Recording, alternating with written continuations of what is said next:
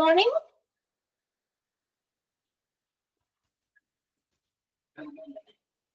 Good morning. കേൾക്കാൻ പറ്റല്ലേ?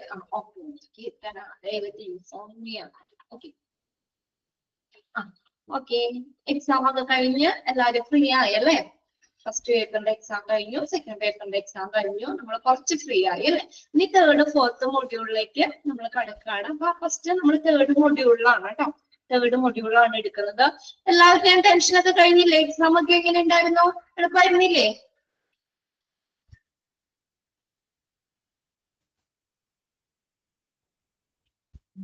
ആ പറ്റി ഓക്കെ. എക്സാം എളുപ്പമായിരുന്നില്ല എല്ലാവർക്കും അല്ലേ? കുറച്ച് ഓക്കെ. എന്നാലും അധികം ടഫ് ഒന്നുമില്ല, എല്ലാവർക്കും എളുപ്പമായിരുന്നു അല്ലെ? ഫസ്റ്റ് പേപ്പർ ഞാൻ നോക്കി, കുഴപ്പമൊന്നുമില്ല, എളുപ്പമായിരുന്നു. ഓൾമോസ്റ്റ് നമ്മൾ പഠിച്ചതൊക്കെ തന്നെയാണ് വന്നത്. എന്തായാലും പേടിച്ച് അത്രയും ഇതൊന്നും ഉണ്ടായിരുന്നില്ലല്ലോ അല്ലേ? നിങ്ങൾ ടെൻഷൻ അടിച്ച അത്രയും ഒന്നുമില്ല. എന്തു പറ്റി? എന്റെ ക്ലാസ്സിൽ മാത്രമേ ഒരുമയുള്ളൂ എന്ന് പറഞ്ഞിട്ടേ? എന്തു പറ്റി? കുറെ കൺഫ്യൂഷൻ ആയി പോയോ? അതെ. ഓക്കെ. ഇനിയിപ്പോ എന്തായാലും നമ്മൾ അത് അവിടെ നിൽക്കട്ടെ. നമ്മുടെ ഫസ്റ്റ് പേപ്പറും സെക്കൻഡ് പേപ്പറിന്റെ ഒരു എക്സാം കഴിഞ്ഞു. നിങ്ങൾ ആദ്യമായിട്ട് എക്സാം എഴുതിയതിന്റെ ഒരു ചെറിയ ടെൻഷൻ ഒക്കെ ഉണ്ടാവും. ചിലപ്പോൾ പലർക്കും നിങ്ങളുടെ കൂട്ടത്തിൽ ഇരിക്കുന്നവർക്ക് സംഭവിച്ചതായിരിക്കും. എക്സാമിന് നമ്മുടെ ക്വസ്റ്റ്യന്റെ കറക്റ്റ് ആൻസർ അറിയായിരിക്കും, പക്ഷെ ടെൻഷൻ അടിച്ച് ചിലവർ തെറ്റിച്ചിട്ടുണ്ടാവും അല്ലേ? റിസൾട്ട് ഒക്കെ പറയുമല്ലോ അല്ലേ? അതെല്ലാവരും പറയുന്ന ഒരു കാര്യമാണ്. മിസ്സേ ഞങ്ങൾക്ക് അറിയാവുന്ന ക്വസ്റ്റ്യൻ ആയിരുന്നു, അത് ആൻസർ അറിയായിരുന്നു, പക്ഷെ ടെൻഷനായിട്ട് തെറ്റിപ്പോയി എന്ന് പറയും. സാധിക്കില്ല. ഇനിയിപ്പോ എന്തായാലും കഴിഞ്ഞു, അത് പോട്ടെ. ഇതിന് കുറച്ച് കാര്യങ്ങൾ നമ്മൾ മനസ്സിലാക്കണം. അതെ, സത്യമാണ്. അത് മിക്ക ക്ലാസ്സിലും പറയുന്ന ഓവർ ടെൻഷൻ. ഞാൻ പറഞ്ഞില്ലേ നിങ്ങളോട്, ഒരു കാരണവശാലും ടെൻഷൻ അടിക്കേണ്ടാവുക. റിസൾട്ട് ഒക്കെ ഇവിടെ നിന്ന് പറയൂ കേട്ടോ. ഒന്നാമത്തെ കാര്യം എന്താ പറയാ, ടെൻഷൻ അടിച്ചാൽ നമ്മൾ ഉള്ളതും കൂടി മറന്നുപോയി. ഇപ്പൊ എന്തായാലും എല്ലാവർക്കും ഭയങ്കര സൗണ്ട് ഡിസ്റ്റർബൻസ് ആയിരുന്നോ? അതെ. ഓക്കെ. എന്തായാലും നമ്മുടെ എക്സാം കഴിഞ്ഞ് ഇപ്പൊ എല്ലാവർക്കും എങ്ങനെയാണ് എക്സാം എഴുതണേ എന്നുള്ള ഒരു ഐഡിയ കിട്ടി അല്ലെ? എങ്ങനെയാണ് എഴുതണത്. അപ്പൊ നമ്മൾ ടെൻഷനൊന്നും അടിക്കണ്ട, ഫ്രീ ആണെന്നുള്ള കുറച്ച് കാര്യങ്ങൾ ഇതിന് മനസ്സിലായി. ഇനി അത് കിട്ടി. ഓക്കെ അത്രയും മതി. ഇനി നമുക്ക് എക്സാമുകൾ ഇനി വരുന്നുണ്ടല്ലോ. പിന്നെ അടുത്ത ഒരു കാര്യം ഞാൻ പറയാൻ പോണത്, നമ്മുടെ തേർഡ് മൊഡ്യൂളിൽ നമ്മൾ ചാപ്റ്റർ സ്റ്റാർട്ട് ചെയ്യാൻ പോണേ ഉള്ളൂ. അതിന് മുന്നേ ഒരു കാര്യം പറയട്ടെ. ഇപ്പൊ നിങ്ങൾക്ക് ഒരു കാര്യം കൂടി ഒരു കാര്യം നിങ്ങൾ എക്സാം കഴിഞ്ഞപ്പോ മനസ്സിലാക്കിയിട്ടുണ്ടാവും. നമുക്ക് ഓവർ ടെൻഷൻ അടിക്കേണ്ട ആവശ്യമില്ല. ഓവർ ടെൻഷൻ അടിച്ചു കഴിഞ്ഞാൽ നമുക്ക് അറിയാവുന്ന ആൻസർ കൂടി നമ്മുടെ ശ്രദ്ധക്കുറവ് കൊണ്ട് തെറ്റിപ്പോകും. പിന്നെ അടുത്തൊരു കാര്യം എന്ന് പറഞ്ഞാൽ, ഇന്ന് മുതൽ ഇനിയിപ്പോ കഴിഞ്ഞ ഫസ്റ്റ് സെക്കൻഡ് മൊഡ്യൂളിലൊക്കെ റെഗുലർ ആയിട്ട് പഠിച്ചു പോകാത്തവര് എക്സാമിന്റെ തലേ ദിവസം അതിന് മുന്നേ ദിവസം ആദ്യം മുതൽ പഠിക്കായിരുന്നു, അന്നന്ന് എടുക്കണത് അന്നന്ന് വായിച്ചോളായിരുന്നു എന്ന് ചിലർക്കെങ്കിലും തോന്നിയിട്ടുണ്ടാവും. നമ്മൾ ലാസ്റ്റ് ഒരുമിച്ച് എടുക്കുമ്പോൾ നമുക്കൊരു ഭയങ്കര ബുദ്ധിമുട്ടാണ് അല്ലെ? കൂട്ടിയിട്ടിട്ട് നമ്മൾ എടുക്കുമ്പോൾ ബുദ്ധിമുട്ടാണ്. അങ്ങനെയുള്ളവർക്കും കൂടി ചിലർക്കെങ്കിലും തോന്നിയിട്ടുണ്ടാവും. അപ്പൊ അങ്ങനെയുള്ളവർക്കും കൂടി വേണ്ടി ഞാൻ പറയുകയാണ്, അന്നൊന്ന് എടുക്കണത് ഇനി ഇത്ര നാളത്തെ പോട്ടെ, ഇന്ന് മുതൽ നമ്മൾ പുതിയ ചാപ്റ്റർ തുടങ്ങാൻ പോണേയുള്ളൂ തേർഡ് മൊഡ്യൂള്. ഇന്ന് മുതൽ അങ്ങനെയുള്ളവർക്ക് വേണ്ടി അമ്മ പറഞ്ഞു തോന്നി, എനിക്കറിയാം ചിലർക്ക് അങ്ങനെ അയ്യോ എളുപ്പമാണ്, വായിച്ചു നോക്കിയപ്പോ എളുപ്പമാണ്, പക്ഷെ നമുക്ക് കുറച്ചും കൂടി മുന്നേ അത് പഠിച്ച് നോക്കായിരുന്നു എന്നുള്ളത് പറഞ്ഞിട്ട്. എനിക്ക് ടെക്സ്റ്റ് കിട്ടിയില്ല, ഒന്ന് എങ്ങനെയാന്ന് വെച്ചാൽ ഇവിടെ നിങ്ങളൊന്ന് കോൺടാക്ട് ചെയ്ത് ചോദിക്കട്ടോ, ടെക്സ്റ്റിന്റെ കാര്യം ഒന്ന് ചോദിച്ചേര്. അപ്പൊ അങ്ങനെയുള്ളവർക്കൊന്നും വേണ്ടി ഒരു കാര്യം പറയാം, ഇന്ന് മുതൽ എടുക്കുന്ന അത്രയും പോർഷൻ എല്ലാവരും നമ്മുടെ ക്ലാസ്സിൽ കേൾക്കുന്നവര് എല്ലാവരും വായിച്ചിരിക്കണം, നിർബന്ധമാണ് കേട്ടോ. ഇന്ന് മുതൽ ഇതുവരെ ചെയ്യാത്തവര് അങ്ങ് പോട്ടെ, ഇന്ന് മുതൽ വായിച്ചു വെക്കുക. അപ്പൊ നിങ്ങൾക്ക് അടുത്ത എക്സാം നല്ല എളുപ്പമായിരിക്കും. ഓക്കെ. അപ്പൊ നമുക്ക് ക്ലാസ്സിലേക്ക് ഓക്കെ. അപ്പൊ അതാണ് നമ്മൾ 1-2 പാഠങ്ങൾ നമ്മൾ പഠിച്ച കാര്യങ്ങളാണ് കേട്ടോ. അതുകൊണ്ട് ഇനി സമയം കളയണ്ട, ഇനി മുതൽ മതി. അന്ന് എടുത്തത് ഒരു പ്രാവശ്യം വായിച്ചാൽ മതി, ഒരുപാട് സമയം ഒന്നും വായിക്കേണ്ട. ഒരു പ്രാവശ്യം എല്ലാവരും വായിച്ചു വെക്കുക, അപ്പൊ നിങ്ങൾക്ക് എക്സാമിന് എളുപ്പം ഉണ്ടായിരിക്കും. ഓക്കെ. ഇനി നമുക്ക് എന്താണ് അടുത്തത് നോക്കി, തേർഡ് മൊഡ്യൂളിലെ 8ാമത്തെ ചാപ്റ്റർ ആണ് കേട്ടോ. ചെറിയൊരു ചാപ്റ്റർ നോക്കി ആദ്യം എടുത്തതാ. ഇതെല്ലാം വലിയ വലിയ ചാപ്റ്ററുകളാണ് തേർഡ് ഫോർത്ത് മൊഡ്യൂളിലേക്ക്. പിന്നെ കോമൺ ആയിട്ട് കുറച്ച് കാര്യങ്ങളൊക്കെ ഉണ്ട്. അതുകൊണ്ട് നമുക്ക് ആദ്യം ചെറുതീന്ന് തന്നെ തുടങ്ങാം. ആദ്യം തന്നെ വലിയ ചാപ്റ്റർ എടുക്കുമ്പോൾ ബോറടിക്കണ്ടല്ലോ. ഒരു ചെറിയൊരു ചാപ്റ്റർ നമുക്ക് എല്ലാവർക്കും കോമൺ ആയിട്ട് അറിയാവുന്ന കാര്യങ്ങൾ തന്നെയാണ് ഈ ചാപ്റ്ററിൽ പറഞ്ഞേക്കുന്നത്. എളുപ്പമുള്ള ചാപ്റ്ററാണ്. ചാപ്റ്റർ 8ാമത്തെ ചാപ്റ്റർ കേട്ടോ. Safety and security in the hospital. ഒന്ന് പേജ് നമ്പർ ഒന്ന് പറഞ്ഞുള്ളൂ, ജസ്റ്റ് ഷെയർ ചെയ്തു. Page number 87. എല്ലാവരും ആ പേജ് എടുത്തോട്ടോ. Page number 87. Okay. Safety and security in the hospital. Okay. Safety എന്ന് പറഞ്ഞാൽ എന്താ? സുരക്ഷ. സേഫ്റ്റി. സെക്യൂരിറ്റി എന്ന് പറഞ്ഞാൽ എന്താ? സുരക്ഷിതത്വം. സുരക്ഷയും സുരക്ഷിതത്വവും എവിടത്തെയാണ്? In the hospital. ഹോസ്പിറ്റലില് നമ്മൾ എന്തൊക്കെ സേഫ്റ്റി മെഷേഴ്സ് ആണ് എടുക്കേണ്ടത്, അല്ലെങ്കിൽ നമ്മുടെ സുരക്ഷാ കാര്യങ്ങൾ എന്തൊക്കെയാണ്, അതുമായിട്ട് ബന്ധപ്പെട്ട കുറച്ച് കാര്യങ്ങളാണ് ഈ ഒരു ചാപ്റ്ററിൽ പറയുന്നത്. ചെറിയൊരു ചാപ്റ്റർ ആണ്. Okay. Safety and security in the hospital. First തന്നെ നോക്കിയേ, സേഫ്റ്റി. Define safety. എന്താ സേഫ്റ്റി എന്ന് പറയുന്നത്? നമ്മൾ പറയും, ഓ ഭാഗ്യം സേഫായി അല്ലെ? എപ്പോഴാ നമ്മൾ അങ്ങനെ പറയുന്നേ? ഒരു ഭാഗ്യം കഷ്ടിച്ച് നമ്മൾ ജസ്റ്റ് മിസ്സായി, നമ്മൾ ജസ്റ്റ് രക്ഷപ്പെട്ടു അല്ലെ? നമ്മൾ സേഫായി എന്നൊക്കെ പറയും. എന്താ അപ്പോ നമ്മൾ സേഫ്റ്റി എന്ന് ഉദ്ദേശിക്കുന്നത്? എന്താണ് safety? Safety means to be free from injury, risk or harm. ഇതിൽ നിന്ന് ഫ്രീ ആവുന്നതാണ് സേഫ്റ്റി എന്ന് പറയുന്നത്. Safety means to be free from injury. Injury എന്തെങ്കിലും പരിക്കിൽ നിന്നോ, റിസ്ക് എന്തെങ്കിലും അപകടങ്ങളിൽ നിന്നോ, അല്ലെങ്കിൽ നമുക്ക് എന്തെങ്കിലും ഇങ്ങനെ ദോഷകരമായിട്ടുള്ള കാര്യങ്ങളിൽ നിന്നൊക്കെ നമ്മൾ ഫ്രീ ആവണേനെയാണ് സേഫ്റ്റി അല്ലെങ്കിൽ സുരക്ഷ എന്ന് പറയുന്നത്. പെട്ടെന്ന് വലിയൊരു അപകടം വരാൻ ഇരിക്കുമ്പോൾ ചിലപ്പോൾ വേണമെങ്കിൽ നമ്മൾ ജസ്റ്റ് മിസ്സാവാം അല്ലെ? കഷ്ടിച്ച് നമ്മൾ അതിൽ നിന്ന് രക്ഷപ്പെടാം. ഒരു വലിയൊരു സംഭവം, ഒരു അപകടമോ മുറിവോ അല്ലെങ്കിൽ എന്തെങ്കിലും പരിക്കുകളിൽ നിന്നൊക്കെ നമ്മൾ ഫ്രീ ആവുന്നതിനെയാണ്, അത് നമുക്ക് സംഭവിക്കാതെ അതിൽ നിന്ന് നമ്മൾ ഫ്രീ ആവുന്നതിനെയാണ് സേഫ്റ്റി എന്ന് പറയുന്നത്. ഓക്കെ, ക്ലിയർ ആണോ? Safety means to be free from injury, risk or harm. Underline ചെയ്തിട്ടെ. സേഫ്റ്റി മീൻസ് ഡാഷ് അങ്ങനെ ചോദിക്കാം. Safety means to be free from അങ്ങനെ ചോദിക്കാം. അവിടെ ഡാഷ് ഇട്ട് ചോദിക്കാം. എന്തായാലും 3 കാര്യങ്ങൾ നോക്കി വെക്കാം. To free from injury, risk or harm. അതിൽ നിന്ന് ഫ്രീ ആവണേനെയാണ് നമ്മൾ സേഫ്റ്റി എന്ന് പറയുന്നത്, സുരക്ഷ എന്ന് പറയുന്നത്. ഓക്കെ, അണ്ടർലൈൻ ചെയ്തില്ലേ സെന്റൻസ്? ഓക്കെ, അണ്ടർലൈൻ ചെയ്തില്ലേ? Safety means to be free from injury, risk or Ham.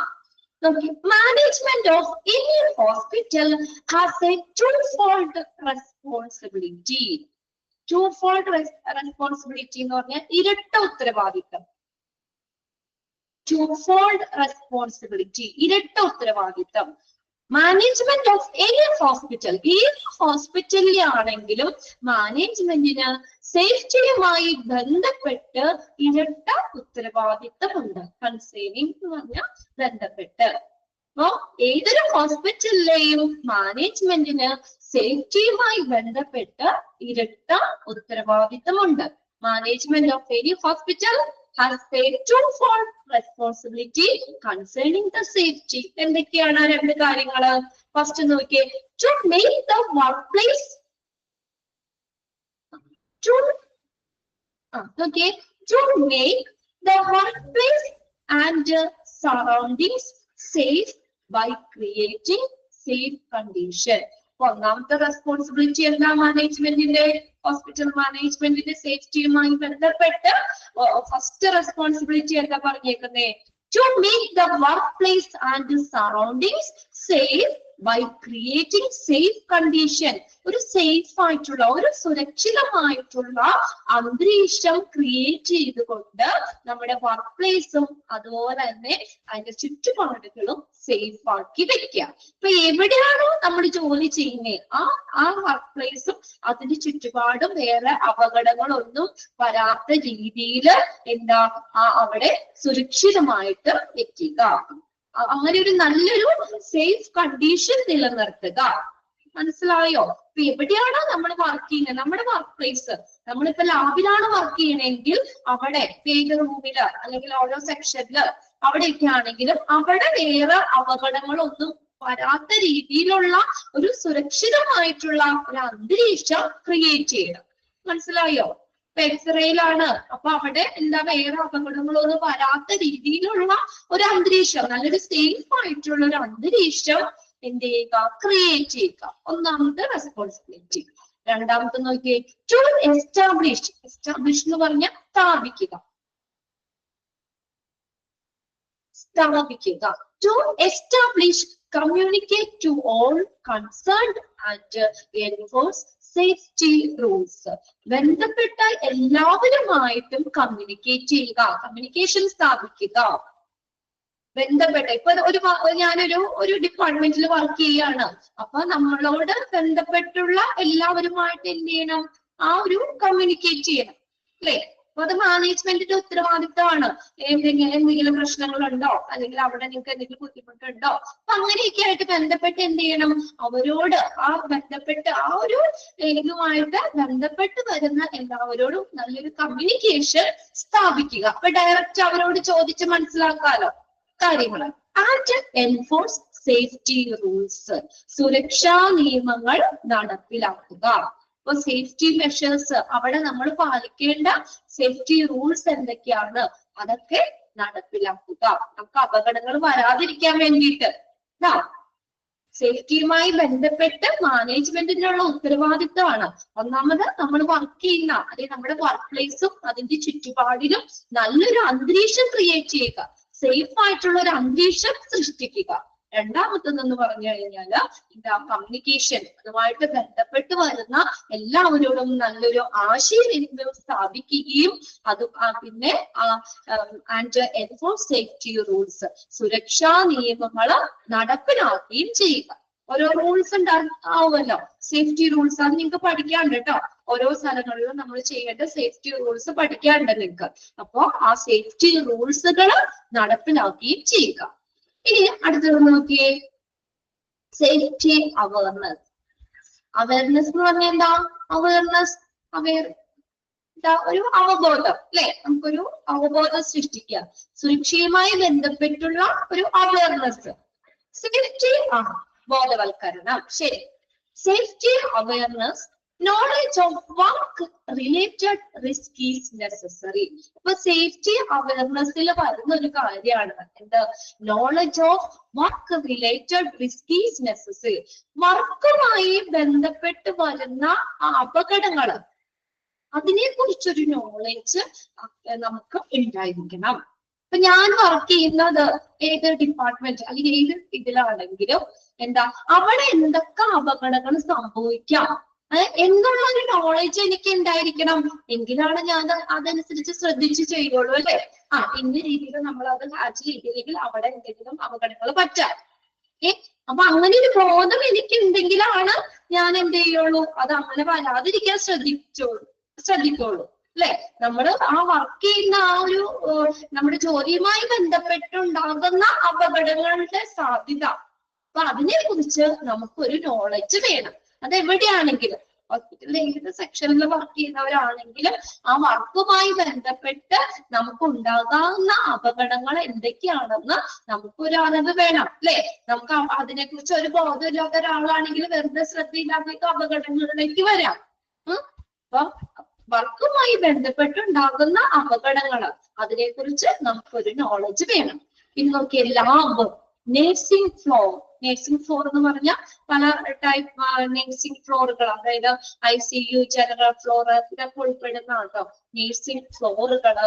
Laundry and linen, അത് നിങ്ങൾക്ക് പഠിക്കാണ്ട്, 4th മൊഡ്യൂളിൽ പഠിക്കാണ്ട്.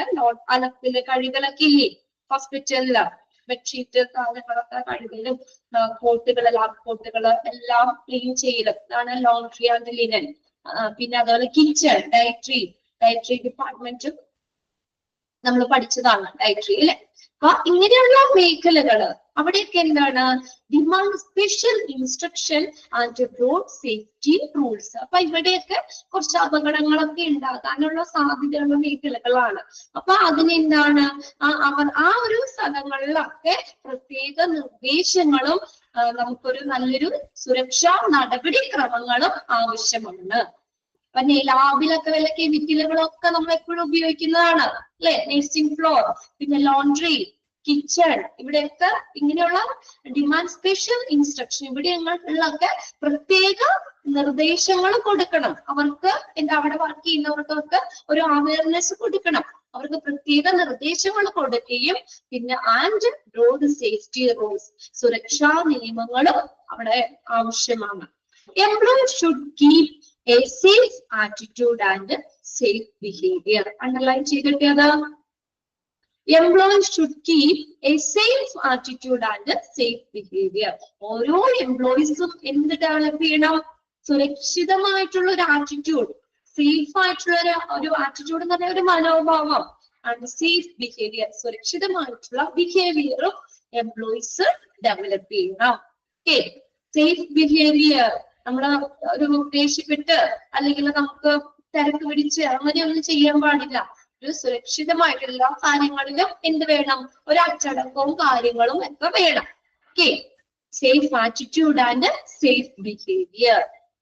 The causative factor for most accidents are more human than environment. എന്ന് പറഞ്ഞിട്ട് മിക്ക ആക്സിഡന്റിനും കാരണമാകുന്ന ഘടകം, പോസിറ്റീവ് ഫാക്ടേഴ്സ്, മിക്ക ആക്സിഡന്റിനും കാരണമാകുന്ന ആ ഒരു ഫാക്ടർ ഏതാണ്? മോർ ഹ്യൂമൻ ദാൻ എൻവയോൺമെന്റ്, പരിസ്ഥിതിയേക്കാൾ കൂടുതൽ മനുഷ്യരാണ്. അതായത് നമുക്ക് പരിസ്ഥിതി കൊണ്ട് നമുക്ക് നമ്മുടെ ചുറ്റുപാടുകളിൽ നിന്ന് ഉണ്ടാകുന്നതല്ല, കൂടുതലും ആക്സിഡന്റ് കാരണമാകുന്ന ഫാക്ടർ ഏതാ? മനുഷ്യര് തന്നെയാണ്. നമ്മുടെ ശ്രദ്ധക്കുറവ് കൊണ്ടൊക്കെയാണ് മിക്ക ആക്സിഡന്റിനും കാരണമാകുന്നത്. മിക്ക അപകടങ്ങൾക്കും കാരണം എന്താണ്? അവിടുത്തെ ഒരു അറ്റ്മോസ്ഫിയർ അല്ലെങ്കിൽ ആ ഒരു അന്തരീക്ഷം, എൻവയോൺമെന്റ് അല്ല അതിനൊരു കാരണം. അതിനേക്കാൾ കൂടുതലും മനുഷ്യരാണെന്നാ പറഞ്ഞിരുന്നത് അല്ലെ. മിക്ക നമ്മുടെ ഒരു ശ്രദ്ധക്കുറവ് കൊണ്ടൊക്കെയാണ് മിക്ക അപകടങ്ങളും സംഭവിക്കുന്നത്. Okay, the positive factor for more accidents are more human than environment. Underline ചെയ്തിട്ട് ആ സെന്റൻസ്. മിക്ക ആക്സിഡന്റും കാരണമാകുന്ന ഫാക്ടേഴ്സ് ആരെക്കായും ഹ്യൂമൻ, നമുക്ക് എൻവയോൺമെന്റിനേക്കായും മനുഷ്യരാണ്. പരിസ്ഥിതിയേക്കാൾ കൂടുതൽ മനുഷ്യര് മൂലമാണ് മിക്ക അപകടങ്ങളും ഉണ്ടാകുന്നത്. ക്ലിയർ ആയ അത്രയും കാര്യങ്ങള് ജസ്റ്റ് ഒരു ഇൻട്രൊഡക്ഷൻ ആയിട്ട് തന്നേക്കണേ കേട്ടോ. അതിനകത്ത് നമ്മൾ അണ്ടർലൈൻ ചെയ്തിട്ട് സെന്റൻസുകളൊക്കെ നിങ്ങളൊന്ന് നോക്കി വെക്കുക. ഓക്കെ, എല്ലാവർക്കും ക്ലിയർ അല്ലേ? ക്ലിയർ ആണ് അല്ലെ? ഓക്കെ, ഇനി നെക്സ്റ്റ് നമ്മൾ നോക്കുന്നത് ഹോസ്പിറ്റൽ സേഫ്റ്റി റൂൾ ആണ്. ഇത് എക്സാമിന് ഉണ്ടാകും നിങ്ങൾക്ക്. അതായത് ഇങ്ങനെ ഈ ചാപ്റ്റർ ഓൾമോസ്റ്റ് ലാസ്റ്റ് സെക്ഷൻ ഒഴിച്ച് ബാക്കി എല്ലാവരും ഇങ്ങനെയാണ്. കണ്ടോ, ഒന്നാമത്തെ ഹെഡിങ് കൊടുത്തേക്കുന്നത് ജനറൽ സേഫ്റ്റി റൂൾസ് ആണ്. Personals, general safety rules. Hospital safety റൂൾസിൽ എ ആണ് ഏത്? General safety rules. ജനറൽ ആയിട്ട് നമ്മുടെ എന്തൊക്കെയാണ് പൊതുവായിട്ടുള്ള സുരക്ഷാ നടപടികളൊക്കെ എന്തൊക്കെയാണ്? ഇതിനകത്ത് ക്വസ്റ്റ്യൻ ഇങ്ങനെയായിരിക്കും നിങ്ങൾക്ക് ചോദിക്കുന്നത്. Which of the following comes under general safety rules? Question കിട്ടിയോ? ആ പോയിന്റുകളാണ് നമ്മൾ കോൺസെൻട്രേറ്റ് ചെയ്ത് പഠിക്കേണ്ടത്. അപ്പൊ അതിനകത്ത് ചോദിക്കാം, ജനറൽ സേഫ്റ്റി റൂൾസിന്റെ കീഴിൽ വരുന്നത് ഏതാണ്? Which of the following is included in general safety rules? Which of the following is not included in general safety rules? അങ്ങനെ ആയിരിക്കും ആ ഒരു സെക്ഷനിൽ നിന്ന് ക്വസ്റ്റ്യൻസ് വന്നത്. അപ്പൊ നമ്മൾ എന്ത് ചെയ്യണം? ആ പോയിന്റ്സുകൾ ഒന്ന് മനസ്സിലാക്കി വെക്കുക. ഫസ്റ്റ് നോക്കിയേ, ഒന്നാമത്തെ പോയിന്റ് എന്താ? ജനറൽ സേഫ്റ്റി റൂൾസ് ആട്ടോ. ഇനി ഓരോന്നും പ്രത്യേകം പഠിക്കാനുണ്ട് നമുക്ക് അവിടെ. നോക്കിയേ, right way to do a job in the hospital is the safe way. ഒന്നാമത്തെ നമ്മള് ജനറൽ സേഫ്റ്റി റൂൾസ് എന്താ പറഞ്ഞിരിക്കുന്നത്? Right way to do a job. നമ്മൾ ജോലി എങ്ങനെ ചെയ്യണം? ശരിയായ രീതിയിലൂടെ ചെയ്യണം. കണ്ടോ, സുരക്ഷിതമായിട്ടുള്ള മാർഗത്തിലൂടെ ശരിയായ രീതിയിലൂടെ നമ്മൾ ജോലി ചെയ്യണം. In the hospital is the safe വേ.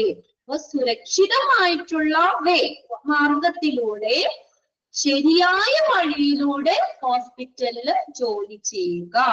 അതാണ് ഒന്നാമത്തെ കാര്യം. നമ്മള് ചിലതൊക്കെ ഷോർട്ട് കട്ട് ചാടാൻ പോകും അല്ലെ. നമ്മുടെ ജോലിഭാരമൊക്കെ കുറയ്ക്കാനായിട്ട് അല്ലെങ്കിൽ നമുക്ക് എളുപ്പവഴിയിൽ നമ്മുടെ ജോലിയൊക്കെ ചെയ്യാൻ നോക്കും. അപ്പൊ അങ്ങനെയൊക്കെ ചെയ്യുമ്പോഴാണ് നമുക്ക് കൂടുതൽ എന്ത് വരുന്നത്, ഇങ്ങനെയുള്ള അപകടങ്ങളൊക്കെ വരുന്നത്. അപ്പൊ എങ്ങനെ നമ്മൾ ജോലി ചെയ്യണം? ശരിയായിട്ടുള്ള മാർഗത്തിലൂടെ, ശരിയായ രീതിയിലൂടെ, ശരിയായ വഴിയിലൂടെ, വളഞ്ഞ വഴിക്കൊന്നും പോണ്ട, ശരിയായ വഴിയിലൂടെ തന്നെ ജോലി ചെയ്യുക. ക്ലിയർ ആയില്ലേ? First point. Right way to do a job in the hospital is the safe way. ശരിയായ മാർഗത്തിലൂടെ, ശരിയായ രീതിയിലൂടെ ഹോസ്പിറ്റലിൽ ജോലി ചെയ്യുക. ഓക്കെ, ഇനി സെക്കൻഡ് പോയിന്റ് നോക്കിയേ. No your job absolutely. അടുത്ത പോയിന്റ് എന്താ? നമ്മുടെ ജോലി എന്താണ് എന്നുള്ളത് നമ്മള് തീർച്ചയായിട്ടും മനസ്സിലാക്കണം. അങ്ങനെയും അപകടങ്ങൾ വരാം അല്ലെ. നമ്മുടെ വർക്ക് ശരിയായിട്ട് നമുക്ക് അറിയില്ലെങ്കിൽ നമുക്ക് അപകടങ്ങൾ വരാം അല്ലെ. അപ്പൊ നമ്മൾ എന്താണോ നമ്മുടെ റെസ്പോൺസിബിലിറ്റി, നമ്മൾ ചെയ്യേണ്ട ജോലി എന്താണോ അത് കൃത്യമായിട്ട് നമ്മൾ മനസ്സിലാക്കി വെക്കുക. എന്ന രീതിയിലൊക്കെയാ ചെയ്യേണ്ടത് എന്നൊക്കെ നമ്മൾ മനസ്സിലാക്കി വെക്കണം. അപ്പൊ നമുക്ക് കുറെ അപകടങ്ങൾ ഒഴിവാക്കാൻ പറ്റും. നമ്മൾ അറിയില്ലാത്ത കാര്യങ്ങളൊക്കെ ചെയ്യുമ്പോഴല്ലേ നമുക്ക് കൂടുതൽ അപകടങ്ങൾ വന്നേ അല്ലേ? അങ്ങനെയല്ല വരാറ്. നമുക്ക് അറിയില്ലാത്ത കാര്യങ്ങളൊക്കെ നമ്മളൊരു പരീക്ഷണ പണി ചെയ്ത് നോക്കുമ്പോഴൊക്കെ അല്ലെ, നമുക്ക് അറിയില്ലാത്ത കാര്യങ്ങൾ ചെയ്യുമ്പോഴാണ് കൂടുതൽ അപകടങ്ങൾ വരുന്നത്. അപ്പൊ ജനറൽ സേഫ്റ്റി റൂൾസിന്റെ രണ്ടാമത്തെ പോയിന്റ് എന്താ? നമ്മൾ എന്ത് ചെയ്യണം? നമ്മുടെ ജോലി കൃത്യമായി മനസ്സിലാക്കണം. No your job absolutely. നമ്മുടെ ജോലി കൃത്യമായിട്ട് മനസ്സിലാക്കണം. അപ്പൊ പിന്നെ വേറെ അധികം അപകടങ്ങൾ വരില്ല. മൂന്നാമത്തെ പോയിന്റ് നോക്കിയേ. When there is doubt. ഇനി എന്തെങ്കിലും ഡൗട്ട് വരികയാണെങ്കിലോ, നമുക്കിപ്പോ എല്ലാവർക്കും എല്ലാ കാര്യങ്ങളും അറിയണമെന്നില്ല അല്ലെ. നമുക്ക് ആ ജോലി ചെയ്യുമ്പോഴൊക്കെ എന്തെങ്കിലും സംശയങ്ങൾ വരാം, ഡൗട്ട് വരാം. അപ്പൊ എന്താ? Do not indulge in this work. Indulge എന്ന് പറഞ്ഞാൽ വഴങ്ങുക. ഇൻഡൽജ്, വഴങ്ങുക. നമ്മൾ എന്തിനു വഴങ്ങരുത്? Guess work. നമ്മൾ ഊഹിച്ച ആ ജോലിക്ക് വഴങ്ങരുത്. അതായത് ഊഹിച്ച് നമ്മൾ ചെയ്യരുത്. Ask the supervisor. ആരോട് നമ്മൾ ചോദിക്കണം? സൂപ്പർവൈസറിനോട് ചോദിക്കണം. ഈ ജോലി നമ്മൾ ജോലി ചെയ്തോണ്ടിരിക്കുമ്പോ എന്തെങ്കിലും സംശയം വരാം, അത് ചിലപ്പോ ഇങ്ങനെയായിരിക്കും ചെയ്യാം എന്നൊരിക്കലും കരുതി നമ്മൾ ഊഹിച്ച് അങ്ങനെ ആയിരിക്കും എന്നൊക്കെ വിചാരിച്ച് നമ്മൾ അങ്ങനെയുള്ള ജോലിയിലേക്ക് ചെയ്യരുത്. നമുക്ക് എവിടെയാണോ സംശയം വരുന്നത്, നമ്മുടെ സൂപ്പർവൈസർ അവിടെ ഉണ്ട് അല്ലെ. ആ സൂപ്പർവൈസറിനോട് ചോദിച്ച് ഇതിനൊരു ഡൗട്ട് ഉണ്ട്, ഒന്ന് ക്ലിയർ ചെയ്ത് തരാം, എങ്ങനെയാണ് നമുക്ക് ചെയ്യേണ്ടതെന്ന് ചോദിച്ച് വ്യക്തമാക്കി മനസ്സിലാക്കിയതിന് ശേഷം ജോലി ചെയ്യണം. നമ്മൾ ഗസ് വർക്കിനൊക്കെ പോയി കഴിഞ്ഞാൽ നമുക്ക് അവിടെ അപകടങ്ങൾ വരാം അല്ലെ, അപകടങ്ങൾ സംഭവിക്കാം. അപ്പൊ അതുകൊണ്ട് എന്തെങ്കിലും ഡൗട്ട് ഉണ്ടെങ്കിൽ, പ്രത്യേകിച്ച് പുതിയ സ്റ്റാഫ് ഒക്കെ ആണെങ്കിലും ജോലികൾ പഠിച്ചു തന്നെ ഉള്ളൂ അവര്. അപ്പൊ എന്തെങ്കിലും ഡൗട്ടോ കാര്യങ്ങളോ വരികയാണെങ്കിൽ നമ്മൾ ഒരിക്കലും ഗസ് വർക്കില് നമ്മൾ ഊഹിച്ച ആ ജോലി ചെയ്യാൻ പോകരുത്. നമ്മള് സൂപ്പർവൈസറിനോട് കൃത്യമായിട്ട് ചോദിച്ച് മനസ്സിലാക്കുക. അടുത്ത നോക്കിയ fourth point. Never handle or operate machinery, tools, equipments without authorization. Authorization എന്ന് പറഞ്ഞാൽ എന്താ? അനുമതി. അനുമതി, അനുമതി.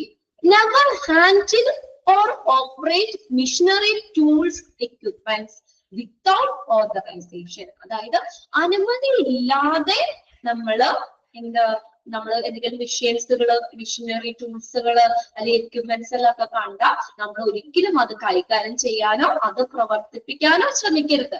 നമുക്ക് അറിയില്ലാത്ത കാര്യം അത് നമ്മൾ അനുമതി ഇല്ലാതെ നമ്മൾ അതിലേക്ക് പോകേണ്ട ആവശ്യമില്ല. നമുക്കിപ്പോ കറക്റ്റ് ആയിട്ട് നമുക്കുണ്ട്, നിങ്ങൾക്ക് ആ വിഷയം പ്രവർത്തിക്കാനുള്ള അധികാരം അല്ലെങ്കിൽ നമ്മുടെ ജോലിയിൽ അതിന്റെ ഭാഗമായിട്ട് വരികയാണെങ്കിൽ മാത്രം നമ്മൾ ആ സെക്ഷനിലേക്ക് പോയാൽ മതി. നമുക്ക് ഒരിക്കലും അനുമതി ഇല്ലാതെ നമ്മള് എന്ത് ചെയ്യാൻ പോകരുത്, അത് ഓപ്പറേറ്റ് ചെയ്യാനൊന്നും പോകരുത്. അപ്പൊ നമുക്ക് അപകടങ്ങൾ വരാം. നമ്മൾ പോണ വഴിക്ക് എന്തെങ്കിലും കണ്ടു, എനിക്കറിയാം, ഞാനതൊന്ന് നോക്കാം, ട്രൈ ചെയ്യാന്നൊക്കെ പറഞ്ഞ് നമ്മൾ വെറുതെ അതിലേക്ക് ഇറങ്ങരുത്. അതൊന്നും കൈകാര്യം ചെയ്യാൻ പാടില്ല. നമുക്ക് കറക്റ്റ് ആയിട്ട് നമ്മൾ അവിടുത്തെ വേണ്ടപ്പെട്ട ഓഫീസറിന്റെ നിങ്ങളത് നോക്കിക്കോ അല്ലെങ്കിൽ ചെക്ക് ചെയ്തോ എന്നൊരു അനുമതി കിട്ടിയാൽ മാത്രമേ നമ്മളത് ചെയ്യാൻ പാടുള്ളൂ. അടുത്തൊരു നോക്കി എന്താണ് സേഫ്റ്റി റൂൾ പറഞ്ഞേക്കുന്നത്? Never handle or operate machinery tools, equipments without authorization. അനുമതി ഇല്ലാതെ മിഷനറി ടൂൾസുകളോ എക്യുപ്മെന്റ്സോ ഒന്നും പ്രവർത്തിപ്പിക്കാനോ കൈകാര്യം ചെയ്യാനോ പാടില്ല. ഓക്കെ, അടുത്ത് നോക്കിയേ, next point, B vigilant and observe eagerly. eagerly എന്ന് പറഞ്ഞാൽ ആകാംക്ഷയോടുകൂടി. ആകാംക്ഷയോടുകൂടി നമ്മൾ എങ്ങനെയായിരിക്കണം? ബി വിജിലന്റ്, നമ്മള് ജാഗ്രതയായിരിക്കണം. അയ്യോ എന്തെങ്കിലും അപകടങ്ങൾ വരാം, പക്ഷെ നമ്മൾ അത്രയും ശ്രദ്ധിച്ചിരിക്കണം, നമ്മൾ അത്രയും വിജിലന്റ് ആയിരിക്കണം. നമ്മൾ ചെയ്യുന്ന കാര്യത്തിൽ നമ്മൾ വിജിലന്റ് ആയിരിക്കണം. ആൻഡ് ഒബ്സർവ് eagerly, എങ്ങനെ നമ്മൾ അത് നിരീക്ഷിക്കണം? ആകാംക്ഷയോടുകൂടി. ആകാംക്ഷയോടുകൂടി നിരീക്ഷിക്കുക. നമ്മൾ അത്രയും അതിൽ കോൺസെൻട്രേറ്റ് ചെയ്യുക. നമ്മുടെ വർക്കില് പൂർണ്ണമായിട്ട് കോൺസെൻട്രേറ്റ് ചെയ്ത് നമ്മൾ ആകാംക്ഷയോട് കൂടി അതുപോലെ തന്നെ ജാഗ്രതയോട് കൂടി തന്നെ അത് ചെയ്യുക. ഓക്കെ, നമുക്ക് എന്തെങ്കിലും പറ്റാം അല്ലെങ്കിൽ അപകടങ്ങൾ സംഭവിക്കാം എന്നോട് നമ്മുടെ മനസ്സിലൊരിത് വേണം. എങ്കിൽ മാത്രമാണ് നമ്മൾ ആ ഒരു ഏരിയയിൽ നമ്മൾ ശ്രദ്ധിച്ച് ചെയ്യുകയുള്ളൂ. അപ്പൊ നമ്മൾ എപ്പോഴും നമ്മളൊരു വിജിലന്റ് ആയിരിക്കണം. Okay, B vigilant and observe eagerly. ഇനി അടുത്ത point, report instantly any faulty equipment. നോക്കിയേ, റിപ്പോർട്ട് ഇൻസ്റ്റന്റ്ലി, ഉടനടി തന്നെ നമ്മൾ റിപ്പോർട്ട് ചെയ്യണം. എനി ഫോൾട്ടി എക്യുപ്മെന്റ്, എന്തെങ്കിലും തെറ്റായിട്ടുള്ള എക്യുപ്മെന്റുകളില്ലേ, അതായത് കംപ്ലൈന്റ് ആയി കിടക്കണതോ അല്ലെങ്കിൽ എന്തെങ്കിലും അങ്ങനെ എന്തെങ്കിലും ഫോൾട്ട് ആയിട്ടുള്ള എക്യുപ്മെന്റ്സ് ഉണ്ടെങ്കിൽ ഉടനെ തന്നെ അത് റിപ്പോർട്ട് ചെയ്യണം. ഓക്കെ, ഫോൾട്ടി തെറ്റായിട്ടുള്ള എക്യുപ്മെന്റ്സുകൾ അല്ലെങ്കിൽ ശരിക്കും പ്രവർത്തിക്കാത്തതോ അല്ലെങ്കിൽ അങ്ങനെ എന്തെങ്കിലും ഒക്കെ ഉണ്ടെങ്കിൽ നമ്മൾ ഉടനെ തന്നെ നമ്മൾ അത് റിപ്പോർട്ട് ചെയ്യണം. എങ്കിലല്ലേ അത് നന്നാക്കാൻ പറ്റുള്ളൂ. ഉടനെ നമ്മുടെ ശ്രദ്ധയിൽ അത് പെടുമ്പോൾ ഉടനെ തന്നെ ഇന്ന വിഷയം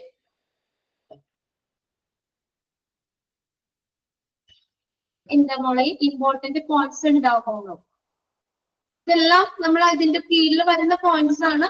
പോയിന്റ്സിൽ ഇൻക്ലൂഡ് ചെയ്തത് ഏത് അല്ലെങ്കിൽ ഇൻക്ലൂഡ് ചെയ്യാത്തത് ഏത് എന്നുള്ള രീതിയിൽ ഇതിന് ചോദിക്കാം. പിന്നെ എന്തെങ്കിലും കുഞ്ഞു കുഞ്ഞു കാര്യങ്ങൾ ഇതിനകത്തുനിന്ന് വേറെ അണ്ടർലൈൻ ചെയ്യാനില്ല കേട്ടോ. അണ്ടർലൈൻ ചെയ്യാനുള്ളത് ഞാൻ പറഞ്ഞുതരാം. അതിനകത്ത് നമ്മൾ ഏതാണ് ഒന്നാമത്തെ പോയിന്റില് right to job in the hospital, അതൊക്കെ അങ്ങനെ തന്നെ. പിന്നെ നമ്മുടെ ജോലി മനസ്സിലാക്കി വെക്കുക, കുഞ്ഞു കുഞ്ഞു പോയിന്റ്സ് അല്ലേ. അതാണ് പിന്നെ ഞാൻ പ്രത്യേകിച്ച് ഞാൻ അങ്ങനെ പറയാത്ത കേട്ടോ. ഓക്കെ, അടുത്ത് നോക്കി, അപ്പൊ നമ്മൾ എന്തെങ്കിലും ഫോൾട്ട് ആയിട്ടുള്ള എക്യുപ്മെന്റ്സ് കാണുകയാണെങ്കിൽ നമ്മൾ ഉടനെ തന്നെ റിപ്പോർട്ട് ചെയ്യണം. ഇനി അടുത്ത പോയിന്റ് നോക്കിയേ, unsafe condition or act defective or broken equipment. ഇനി അൺസേഫ് കണ്ടീഷൻ, സുരക്ഷിതമല്ലാത്ത എന്തെങ്കിലും സാഹചര്യമോ എന്തെങ്കിലും പ്രവൃത്തിയോ അല്ലെങ്കിൽ ഡിഫക്റ്റീവ് എന്ന് വെച്ചാൽ തെറ്റായിട്ട് പ്രവർത്തിക്കുന്നത്, അല്ലെങ്കിൽ ഓർ ബ്രോക്കൺ എക്യുപ്മെന്റ്, ബ്രോക്കൺ ആയി പൊട്ടിപ്പിളച്ചിട്ട് കിടക്കുന്ന എക്യുപ്മെന്റ്സുകൾ, ഇതൊക്കെ നമ്മൾ അതെല്ലാം നമ്മൾ ശ്രദ്ധിക്കണം. അല്ലെങ്കിൽ അത് നമ്മൾ എന്ത് ചെയ്യാം, റിപ്പോർട്ട് ചെയ്യണം എന്നുള്ളതാണ് കേട്ടോ. Unsafe condition or act defective or broken equipments. അപ്പൊ അതിന് ആ പോയിന്റിന്റെ കൂടെ തന്നെ നമുക്കൊന്ന് ചേർത്ത് പറയാൻ വേണമെങ്കിൽ കേട്ടോ. Report instantly any faulty equipment, unsafe condition or act defective or broken equipments. അപ്പൊ അങ്ങനെയുള്ള എന്തെങ്കിലും പൊട്ടിപ്പോയതോ അല്ലെങ്കിൽ തെറ്റായി പ്രവർത്തിക്കുന്ന എക്യുപ്മെന്റ്സുകളോ സുരക്ഷിതമല്ലാത്ത സാഹചര്യങ്ങളിൽ കിടക്കുന്ന എക്യുപ്മെന്റ്സോ തെറ്റായിട്ടുള്ള എക്യുപ്മെന്റ്സോ ഒക്കെ ഉണ്ടെങ്കിൽ എന്ത് ചെയ്യണം, നമ്മൾ ഉടനെ തന്നെ അത് റിപ്പോർട്ട് ചെയ്യണം. ഓക്കെ, ഏകദേശം നമുക്ക് ഇത് കണ്ടു കഴിഞ്ഞാൽ അറിയാൻ പറ്റും അല്ലെ, ജനറൽ സേഫ്റ്റി റൂൾസിൽ ഉൾപ്പെടുന്നതാണോ അല്ലയോ എന്നുള്ളത് മനസ്സിലാക്കാൻ പറ്റും. Okay, to be physically and emotionally fit of your work by maintaining good health and proper diet. Okay, to be physically and emotionally fit. നമ്മുടെ വർക്കില് നമ്മൾ ഫിസിക്കലി ആണ്, നമ്മുടെ ശാരീരികമായിട്ടും ഇമോഷണലി മാനസികമായിട്ടും ഒക്കെ നമ്മൾ ഫിറ്റ് ആവണം. ഫിറ്റ് ആവണമെങ്കിലോ ബൈ മെയിൻറ്റെയിനിങ് എന്ത് നമ്മൾ നിലനിർത്തണം, good health and proper diet. നല്ല health, good health, healthy habit ഡയറ്ററിയിലൊക്കെ നമ്മൾ പഠിച്ചതല്ലേ. അപ്പൊ നമ്മള് നല്ലൊരു ഡയറ്റ് നമ്മൾ മെയിൻറ്റെയിൻ ചെയ്യണം. Proper diet, good health and proper diet, ഇതൊക്കെ നമ്മൾ മെയിൻറ്റെയിൻ ചെയ്യണം. അപ്പൊ നമുക്ക് നല്ല ആരോഗ്യം ഉണ്ടാവും. അപ്പൊ നമ്മൾ ഫിസിക്കലി ഇമോഷണലി നമുക്ക് ഫിറ്റ് ആവും. ഇപ്പൊ രാവിലെ നമ്മള് എന്താ പറയാ, നമുക്ക് ഫിസിക്കലി നമുക്ക് എന്തെങ്കിലും നമ്മളിപ്പോ ഭക്ഷണം കഴിച്ചിരിക്കുക അങ്ങനെ വിചാരിക്കും. രാവിലെ ബ്രേക്ക്ഫാസ്റ്റ് കഴിച്ചില്ല. അപ്പൊ നമുക്ക് എന്താണ്, നമുക്ക് ഫിസിക്കലി കുറച്ച് കഴിയുമ്പോഴത്തേക്ക് ഒരു ബുദ്ധിമുട്ട് വരും അല്ലേ? പിന്നെ ഇമോഷണലി നമുക്ക് ചെറിയൊരു ബുദ്ധിമുട്ട് വരാം ഇല്ലേ? ഇമോഷണലി നമുക്ക് ഫിസിക്കലി ഒക്കെ നമുക്ക് ചെറിയൊരു ഇതുണ്ടാവാം. നമ്മൾ ഭക്ഷണം പ്രത്യേകിച്ച് ബ്രേക്ക്ഫാസ്റ്റ് ഒക്കെ നമുക്ക് ഒഴിവാക്കാൻ പാടില്ല. നല്ല ഇപ്പൊ നമ്മൾ രാവിലെ തന്നെ വന്നു, നമുക്ക് ഭയങ്കര ക്ഷീണമൊക്കെ ആണെങ്കിൽ നമുക്ക് നല്ല രീതിയിൽ നമുക്ക് വർക്ക് ചെയ്യാൻ പറ്റുമോ? നമുക്ക് എന്തെങ്കിലും നമുക്ക് ആരോഗ്യത്തിന്റെ കാര്യത്തിലാണെങ്കിലും നമുക്ക് ഭയങ്കര ക്ഷീണമൊക്കെ ആണെങ്കിലും നമുക്ക് പ്രോപ്പറായിട്ട് നമുക്ക് വർക്ക് ചെയ്യാൻ പറ്റില്ല. നമ്മൾ എവിടെയെങ്കിലും ഉറക്കം നോക്കിയിരിക്കും അല്ലേ? ഇല്ലേ? അല്ലേ? നമുക്ക് രാവിലെയൊക്കെ നല്ല ഭക്ഷണമൊക്കെ നമ്മൾ ആരോഗ്യം നല്ല ഹെൽത്തി ഫുഡൊക്കെ കഴിച്ചില്ലെങ്കിൽ നമുക്ക് അങ്ങനെയല്ലേ, നമുക്ക് ക്ഷീണമൊക്കെ ഉണ്ടാവും. അപ്പൊ നമ്മുടെ വർക്കിൽ നമുക്ക് കോൺസെൻട്രേറ്റ് ചെയ്യാൻ പറ്റില്ല, അല്ലെങ്കിൽ നമുക്ക് വർക്ക് മര്യാദയ്ക്ക് അതെ അന്നത്തെ ഡേ പോകുന്നു. ശരിയാ, ബ്രേക്ക്ഫാസ്റ്റ് ആരും ഒഴിവാക്കരുത് കേട്ടോ. രാവിലെ ബ്രേക്ക്ഫാസ്റ്റ് കഴിക്കാം. നമുക്ക് മൊത്തത്തിലുള്ള ഭക്ഷണം നമുക്ക് ആ ബ്രേക്ക്ഫാസ്റ്റിൽ നിന്ന് തന്നെയാണ് കിട്ടുന്നത്. അപ്പൊ അതുകൊണ്ട് ബ്രേക്ക്ഫാസ്റ്റ് ഒഴിവാക്കാൻ പാടില്ല. അപ്പൊ നമ്മൾ നല്ലൊരു ആരോഗ്യമൊക്കെ ഉണ്ടെങ്കിൽ മാത്രമാണ് നമ്മുടെ ആ ജോലി നമുക്ക് മര്യാദയ്ക്ക് ചെയ്യാൻ പറ്റുള്ളൂ അല്ലേ? To be physically and emotionally fit of your work. നമ്മുടെ വർക്കില് ഫിസിക്കലി ഇമോഷണലി നമ്മൾ ഫിറ്റ് ആവണമെങ്കിൽ എന്ത് ചെയ്യണം? Maintaining good health and proper diet. അതൊന്ന് അണ്ടർലൈൻ ചെയ്തെടുക്കാൻ കേട്ടോ. അവിടെ ഓൾറെഡി അണ്ടർലൈൻ ഉണ്ട് നിങ്ങളുടെ ടെക്സ്റ്റില്, എങ്കിലും ഒന്നുകൂടി ഒന്ന് വരച്ചിട്ടേക്കാണ്. To be physically and emotionally fit of your work by maintaining dash. ഇത് മെയിൻറ്റെയിൻ ചെയ്യണമെന്ന് പറഞ്ഞേ, good health and proper diet. അടുത്തത് refrain from alcoholic drinks. Alcoholic ഡ്രിങ്ക്സിൽ നിന്നൊക്കെ വിട്ടു നിൽക്കുക. ആൽക്കഹോൾ ഡ്രിങ്ക്സ് ഒക്കെ കഴിച്ചുകൊണ്ട് നമുക്ക് വർക്ക് ചെയ്യാൻ പറ്റുമോ? ജോലി ചെയ്യാൻ പറ്റുമോ? മദ്യപിച്ചുകൊണ്ടൊക്കെ നമുക്ക് മര്യാദയ്ക്ക് ജോലി ചെയ്യാൻ പറ്റില്ല, നേരെ തന്നെ നിൽക്കാൻ പറ്റില്ല അല്ലെ? അപ്പൊ പിന്നെ നമ്മളെങ്ങനെ വർക്ക് ചെയ്യാം? അപ്പൊ അങ്ങനെയുള്ള ആൽക്കഹോളിക് ഡ്രിങ്ക്സിൽ നിന്നൊക്കെ വിട്ടു നിൽക്കുക. റീഫ്രെയിൻ എന്ന് പറഞ്ഞാൽ വിട്ടു നിൽക്കുക, അകന്ന് നിൽക്കുക, അതൊന്നും ഉപയോഗിക്കാൻ പാടില്ല. Next, personal hygiene is important. പിന്നെ അടുത്തത് നമ്മുടെ പേഴ്സണൽ ഹൈജീൻ, വ്യക്തി ശുചിത്വം ഇമ്പോർട്ടന്റ് ആണ്. Wash your hands frequently. നമ്മളെ ഇടയ്ക്കിടയ്ക്ക് നമ്മുടെ കൈ കഴുകുക. കൈ മാത്രമല്ല, നമ്മൾ അതുപോലെ തന്നെ ബാത്തിങ്ങും കുളിക്കണം അല്ലെ? രാവിലെ തന്നെ കുളിച്ചാലല്ലേ നമ്മളൊന്ന് ഫ്രഷ് ആവുള്ളൂ. നമ്മൾ കുളിക്കാതെയൊക്കെ നമ്മൾ മുഷിഞ്ഞാലും കടന്ന പാടെയൊക്കെ വെച്ച് നമ്മൾ ജോലിക്ക് പോയി കഴിഞ്ഞാൽ മര്യാദയ്ക്ക് നമുക്കൊരു കോൺഫിഡൻസ് ഉണ്ടാവില്ല അല്ലെ? പേഴ്സണൽ ഹൈജീൻ ഏത് വർക്കിന് ഇമ്പോർട്ടന്റ് ആണ്. കൈ കഴുകുന്നത് മാത്രമല്ല, നമ്മുടെ ബാത്തിങ് എല്ലാനും അതിനകത്ത് വരുന്നതാണ് അല്ലെ? നമുക്കൊരു നല്ലൊരു എന്താ പറയാ, നല്ലൊരു എനർജി അല്ലെ? ഒന്ന് കുളിച്ചൊക്കെ കഴിയുമ്പോ തന്നെ നമുക്ക് എന്താ, നല്ലൊരു റിഫ്രഷ് ആവും അല്ലെ? നമ്മൾ ഫ്രഷ് ആവും, അപ്പൊ നമുക്ക് നല്ലൊരു ഉന്മേഷം കിട്ടും. അതുപോലെ തന്നെ നല്ല രീതിയിൽ നമുക്ക് വർക്ക് ചെയ്യാനും പറ്റും. പേഴ്സണൽ ഹൈജീൻ വളരെയധികം ഇമ്പോർട്ടന്റ് ആണ്. Wash your hands frequently. അടുത്ത നോക്കിയേ, report to the doctor whenever you are ill. ഇനി നമുക്ക് എന്തെങ്കിലും അസുഖങ്ങളൊക്കെ വരുവാണെങ്കിൽ നമ്മൾ മിണ്ടാതിരിക്കരുത്, പെട്ടെന്ന് തന്നെ ഡോക്ടറോട് റിപ്പോർട്ട് ചെയ്യണം, അല്ലെങ്കിൽ നമ്മൾ ഡോക്ടറെ പോയി കാണണം. വിത്ത് ഇൻഫെക്ഷൻസ് ഇൻസ്റ്റന്റ്ലി. ഇനി നമുക്ക് ഇൻഫെക്ഷൻ, നമ്മുടെ ആ രോഗം കൂടുകയാണെങ്കിൽ ഇൻസ്റ്റന്റ്ലി എന്ന് പറയാൻ തൽക്ഷണം തന്നെ നമുക്ക് ആ ഇൻഫെക്ഷൻ അല്ലെങ്കിൽ ഇല്ല് വരുവാണ്, ആ തൽക്ഷണം തന്നെ നമ്മൾ ഡോക്ടറോട് റിപ്പോർട്ട് ചെയ്യണം. എന്നിട്ടോ ആൻഡ് സ്റ്റേ അറ്റ് ഹോം. എന്നിട്ട് നമ്മൾ വീട്ടില് സ്റ്റേ ചെയ്യണം. ഒരു ദിവസമൊക്കെ നമ്മൾ വേണമെങ്കിൽ നമുക്ക് നമ്മുടെ ആ ഹെൽത്ത് കണ്ടീഷൻ അനുസരിച്ച് തന്നെ അല്ലെ, നമ്മൾ ഡോക്ടറെ കണ്ട് മരുന്ന് മേടിച്ചിട്ട് നമ്മൾ സ്റ്റേ ചെയ്യണം. വീട്ടില് നമ്മൾ റെസ്റ്റ് എടുക്കണം. എന്നിട്ട് അത് കഴിഞ്ഞ് നമുക്ക് വീണ്ടും നമ്മൾ ആരോഗ്യമാകുമ്പോൾ നമ്മൾ ജോലിയിലേക്ക് കയറുക. നമ്മൾ വയ്യാതെ നമ്മൾ ജോലിക്ക് ഇരുന്ന് കഴിഞ്ഞാൽ നമുക്ക് മര്യാദയ്ക്ക് ജോലി ചെയ്യാൻ പറ്റുമോ? അത് ഡോക്ടറെയൊക്കെ കാണാതിരുന്നു കഴിഞ്ഞാൽ അത് ആ രോഗം കൂടുതലുള്ളൂ. നമുക്ക് എങ്ങനെ എന്തെങ്കിലും അസുഖങ്ങളൊക്കെ വരികയാണെങ്കിൽ ഉടനെ തന്നെ ഡോക്ടറെ റിപ്പോർട്ട് ചെയ്യുക. ഇനി നമുക്ക് വീട്ടില് മരുന്ന് കഴിച്ച് വീട്ടിൽ സ്റ്റേ ചെയ്യുക. അതിനുശേഷം വീണ്ടും ജോലിയിലേക്ക് നമുക്ക് പ്രവേശിക്കാം. ഓക്കെ,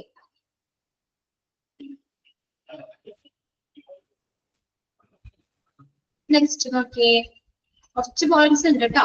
എന്നാലും നമുക്ക് കണ്ടു കഴിഞ്ഞാൽ മനസ്സിലാവുന്ന പോയിന്റ്സ് ഒക്കെ അല്ലേ?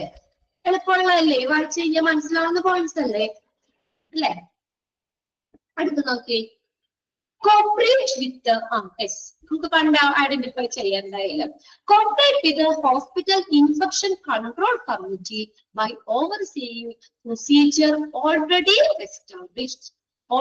എസ്റ്റാബ്ലിഷ്ഡ്. അതായത് ഇതിനകം സ്ഥാപിച്ചിട്ടുള്ള നടപടികൾ, പ്രൊസീജിയേഴ്സ്, അത് നിരീക്ഷിച്ചുകൊണ്ട് തന്നെ ഹോസ്പിറ്റൽ ഇൻഫെക്ഷൻ കൺട്രോൾ കമ്മിറ്റിയുമായിട്ട് കോർപ്പറേറ്റ് ചെയ്യുക.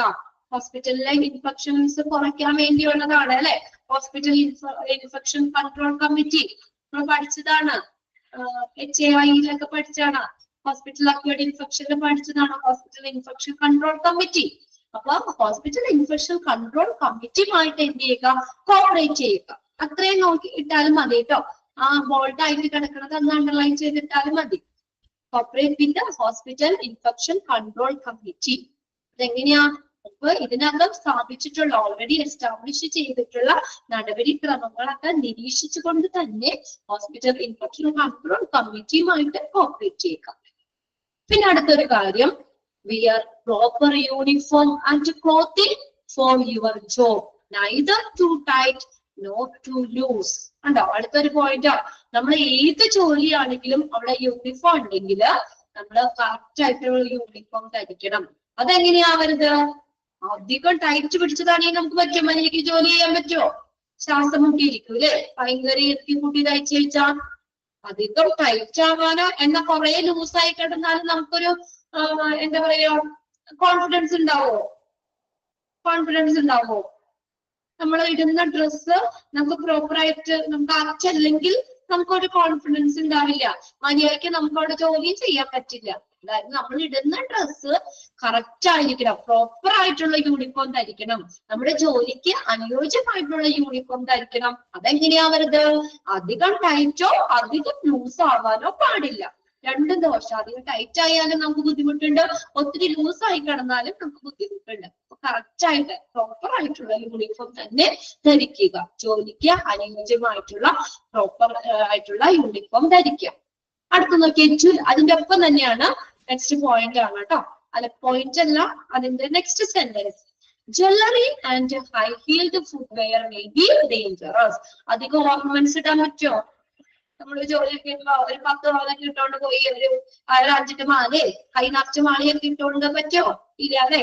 അപ്പൊ ഓർണമെന്റ്സ് ഒക്കെ വളരെ ലേറ്റ് ആയിട്ട് വേണം. നമുക്ക് അധികം സിമ്പിൾ ആയിട്ടുള്ളത് ഇതൊക്കെ ഉപയോഗിച്ചാൽ മതി. അപ്പൊ നമുക്ക് അങ്ങനെ എന്താ ഒരുപാട് ജ്വല്ലറി, പിന്നെ അതുപോലെ തന്നെ ഫുട്വെയർ നോക്കി. ചെരുപ്പ് എങ്ങനെയാ? അധികം ഹീലുള്ളത് പാടില്ല. ഇവിടെ ഹീലുള്ള ചെരുപ്പൊക്കെ ഇടുന്ന ആരെങ്കിലും ഒക്കെ ഉണ്ടോ? ഹൈ ഹീൽഡ് ചെരുപ്പ്. ചിലര് പൊക്കമൊക്കെ കുറഞ്ഞവര് ആ പൊക്കം ഒന്ന് അഡ്ജസ്റ്റ് ചെയ്യാൻ വേണ്ടി ഹൈ ഹീൽഡ് ചെരുപ്പ് ഇടും. ആരെങ്കിലും ഉണ്ടോ? ഉണ്ട്. സഫീർ ഇടാറുണ്ടോ? എന്തിനാ ഹൈ ഹീൽഡ് ഇടുന്നേ? പൊക്കം കുറവാണോ സഫീർക്ക്? ഇതാണോ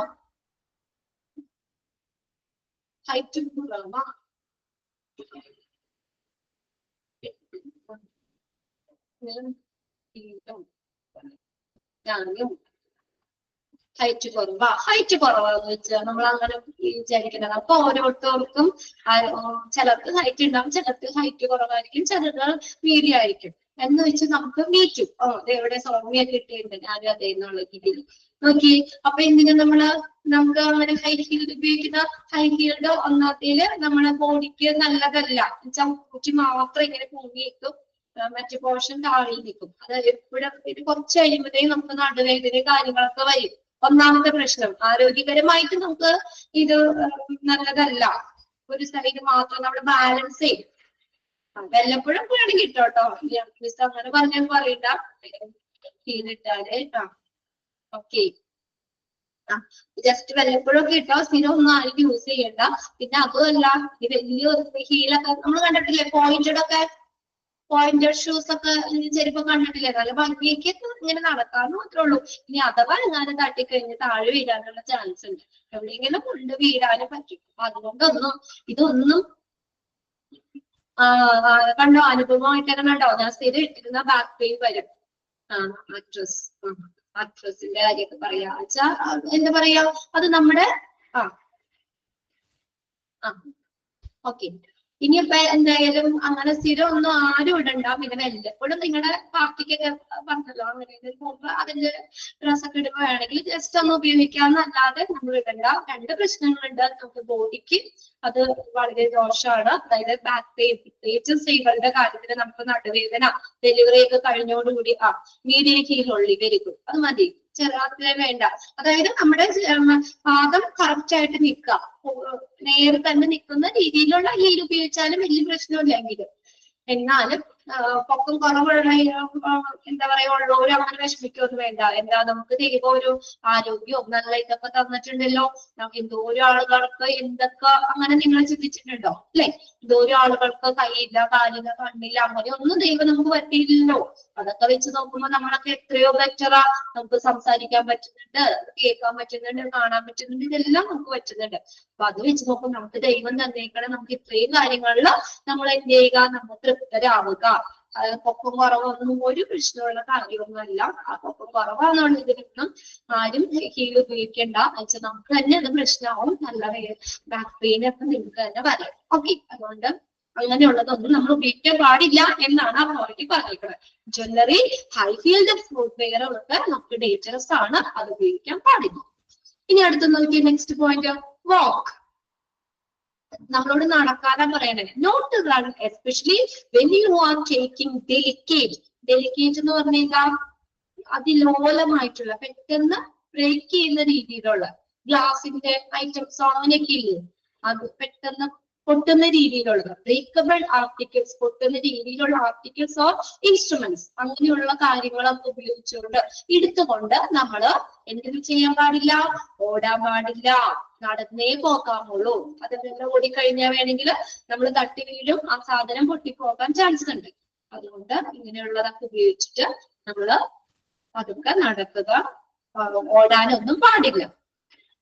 നെക്സ്റ്റ് നോക്കിയേ, if you see foreign material, loose wire, oil spill, etc. on the floor, that may be cause of an accident. ഇനി അടുത്ത നോക്കിയേ, എന്തെങ്കിലും തറയിലൊക്കെ അലക്ഷ്യമായിട്ട് ഫോറിൻ മെറ്റീരിയൽസ് എന്തെങ്കിലും കിടക്കുന്നുണ്ടാവാം, അല്ലെങ്കിൽ വയറൊക്കെ ലൂസായി കിടക്കോ, ഓയിലുകള് സ്പില്ലേജ് വേസ്റ്റില് ഓയിലുകളൊക്കെ തറയിലൊക്കെ കിടക്കുന്നുണ്ടെങ്കിൽ എന്താ നമ്മൾ എന്ത് ചെയ്യണം? അതൊക്കെ എന്തെങ്കിലും അപകടങ്ങളില്, ഇപ്പൊ ഓയിലിൽ ചവിട്ടി നമ്മൾ വീടാം, എന്തെങ്കിലും സാധനങ്ങളിൽ ചവിട്ടി വീടാം അല്ലെ, അതൊക്കെ ആക്സിഡന്റിന്, അപകടത്തിന് ഇടയാക്കുന്ന കാര്യങ്ങളാണ്. അപ്പൊ അത് അങ്ങനെയൊന്നും ഇടാതെ അതൊക്കെ ശ്രദ്ധിക്കുക. അങ്ങനെയുള്ള കാര്യങ്ങൾ ശ്രദ്ധിക്കുക. വീട്ടിലൊക്കെ മിക്കവാറും കുഞ്ഞു പിള്ളേരൊക്കെ വീട്ടിലെ കളിപ്പാട്ടൊക്കെ വെറുതെ നിരത്തിയിടും അല്ലെ. നമ്മൾ ചിലർക്കൊക്കെ സംഭവിച്ചിട്ടുണ്ടാകാം, നമ്മൾ ശ്രദ്ധിക്കാതെ നടക്കുമ്പോൾ അതി ചവിട്ടി വീഴാറുണ്ടാവും അല്ലേ. പെട്ടെന്ന് എങ്ങാനും പിള്ളേരൊക്കെ വലിച്ചു വാങ്ങിയിട്ടുണ്ട്. അപ്പൊ തറയിൽ പിന്നെ വല്ല നമ്മൾ എണ്ണയൊക്കെ എടുക്കുമ്പോ വല്ല ഓയിലൊക്കെ വീണ് എടുക്കോ, അല്ലെങ്കിൽ വയറുകൾ തമ്മിൽ വെള്ളം ഇടുമ്പോ അതിനകത്തൊക്കെ കട്ടിയൊക്കെ വീഴാൻ ചാൻസ് ഉണ്ട്. അപ്പൊ അതൊന്നും നമ്മള് എന്താ ഒന്നും പറ്റാതെ അതൊക്കെ നമുക്ക് ശ്രദ്ധിക്കാം. ഇനി നോക്കിയ practical jobs. Do not indulge. Indulge എന്ന് പറഞ്ഞാൽ നമ്മൾ പറഞ്ഞതാണ് മീനിങ് വഴങ്ങുക. In practical jobs involving fire, acid, water, compressed air and other potentially hazardous things. കണ്ടോ, ഇങ്ങനെയുള്ള സാധനങ്ങള് ഏതൊക്കെയാണ് നോക്കിയേ? ഫയർ, തീയ്, അതൊക്കെ നമുക്ക് അപകടം ഉണ്ടാകുന്നില്ല. ആസിഡ് ഒക്കെ നമ്മൾ സൂക്ഷിച്ച് തന്നെ കൈകാര്യം ചെയ്യണം. Water, compressed air and other potentially hazardous thing, അങ്ങനെ നമുക്ക് അപകടകരമായിട്ടുള്ള സാധനങ്ങള് ഇതൊക്കെ ഉപയോഗിച്ച് നമ്മള് എന്താണ് തമാശയില്, അതായത് അതൊക്കെ ഉപയോഗിച്ച് പിള്ളേരൊക്കെ തീ കൊണ്ടൊക്കെ കളിക്കില്ല. അപ്പൊ നമ്മൾ പറയില്ലേ തീയിലൊന്നും കളിക്കാൻ പാടില്ലാന്ന്.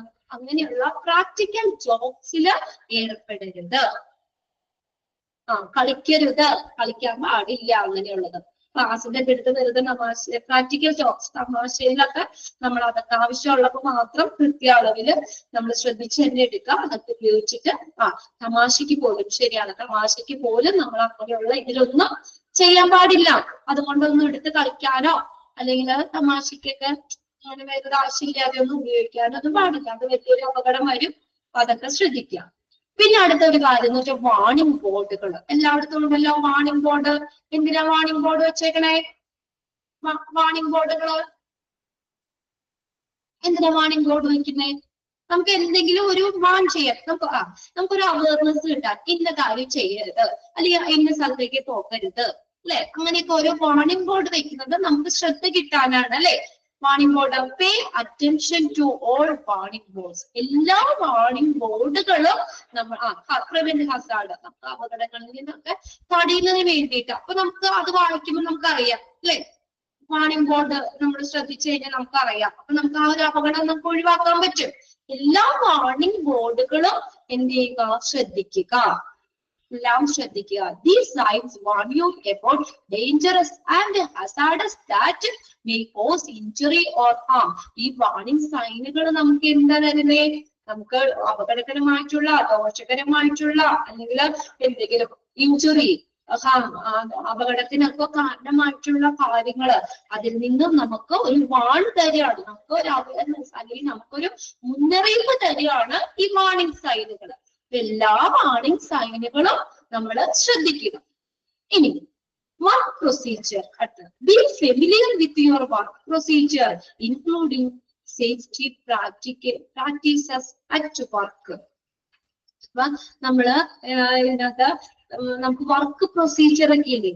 അപ്പൊ ജോലി സ്ഥലത്ത് ഉണ്ടാകുന്ന ആ സുരക്ഷാ സമ്പ്രദായങ്ങള്, അപ്പൊ നമ്മുടെ ആ ജോലി നമുക്ക് ഓരോ സ്ഥലത്തും നമുക്കിപ്പൊ നമ്മൾ റേഡിയോളജിയിൽ പറഞ്ഞു അല്ലെ? അവിടെ നമുക്ക് പേഷ്യന്റിന്റെ പ്രൊട്ടക്ഷന് വേണ്ടിയിട്ട്, നമുക്ക് സ്റ്റാഫിന്റെ പ്രൊട്ടക്ഷന് വേണ്ടിയിട്ട് മെഡിക്കൽ റേഡിയേഷൻ പ്രൊട്ടക്ഷൻ ഇതൊക്കെ പഠിച്ചില്ലേ നമ്മള്? അപ്പൊ അങ്ങനെ ഓരോ സ്ഥലങ്ങളിലും അവിടെ സേഫ്റ്റി പ്രാക്ടീസുകൾ ഉണ്ടാവും അല്ലെ? സേഫ്റ്റി പ്രാക്ടീസുകൾ ഉണ്ടാവും. അപ്പൊ അത് ആ ജോലി സ്ഥലത്തെ നമ്മൾ ഉള്ള ആ ഒരു സുരക്ഷാ സമ്പ്രദായങ്ങൾ ഉൾപ്പെടെ തന്നെ നമ്മുടെ ജോലിയുടെ നടപടിക്രമങ്ങൾ നമ്മൾ പരിചയപ്പെടുത്തണം. അപ്പൊ ആ സുരക്ഷാ സമ്പ്രദായങ്ങൾ ഉൾക്കൊണ്ട് തന്നെ നമ്മള് പേ അറ്റൻഷൻ എന്ന് പറഞ്ഞ ശ്രദ്ധ കൊടുക്കാന്ന് വാർണിംഗ് ബോർഡുകളിൽ നമ്മൾ ശ്രദ്ധിക്കുക. ഓക്കെ, അറ്റൻഷൻ പ്ലീസ് അങ്ങനെ കേട്ടിട്ടില്ലേ നമ്മള്? അറ്റൻഷൻ പ്ലീസ് എന്നൊക്കെ. അതായത് നമ്മൾ ആ വാർണിംഗ് ബോർഡുകൾ ശ്രദ്ധിക്കുക. ഓക്കെ, അതിന് ശ്രദ്ധ കൊടുക്കുക. ഇനി അടുത്തത്, അപ്പൊ ഇവിടെ പറഞ്ഞു വർക്ക് പ്രൊസീജിയറിൽ എന്താ? നമ്മുടെ വർക്ക് പ്രൊസീജിയർ, നമ്മുടെ ഏത് ജോലിയാണ്? റെയിൽവേ സ്റ്റേഷൻ, ശരിയാണ്. റെയിൽവേ സ്റ്റേഷനിലൊക്കെ പറയില്ലേ, ട്രെയിനിന്റെ സമയമൊക്കെ പറയുമ്പോ അറ്റൻഷൻ പ്ലീസ്, ഇന്ന ട്രെയിൻ ഇന്ന സമയത്ത് വരണം പറഞ്ഞ അവിടെ അനൗൺസ്മെന്റ് ഇല്ലേ? ഓക്കെ, ശരി. അടുത്തത് നമുക്ക് നമ്മുടെ വർക്ക് പ്രൊസീജിയറുകളും ഏതൊക്കെയാ? സേഫ്റ്റി പ്രാക്ടീസസ് അഥവാ വർക്കിലുള്ള സുരക്ഷാ സമ്പ്രദായങ്ങൾ ഉൾപ്പെടെയുള്ള വർക്ക് പ്രൊസീജിയറിൽ നമ്മൾ ഫെമിലിയർ ആയിരിക്കണം. നമ്മുടെ ജോലി എന്താണ് എന്നുള്ളത് കൃത്യമായി നമ്മൾ പരിചയപ്പെടുകയും അവിടെ അതുമായിട്ട് ബന്ധപ്പെട്ടുള്ള സേഫ്റ്റി നടപടിക്രമങ്ങൾ അതും കൂടി നമ്മൾ ശ്രദ്ധിക്കാം. പിന്നെ അടുത്ത ഹാൻഡ് റെയിൽസ് ആണ്. Always use handrails on stairway of runs. ഒന്ന് അണ്ടർലൈൻ ചെയ്തിട്ടേക്കും കേട്ടോ.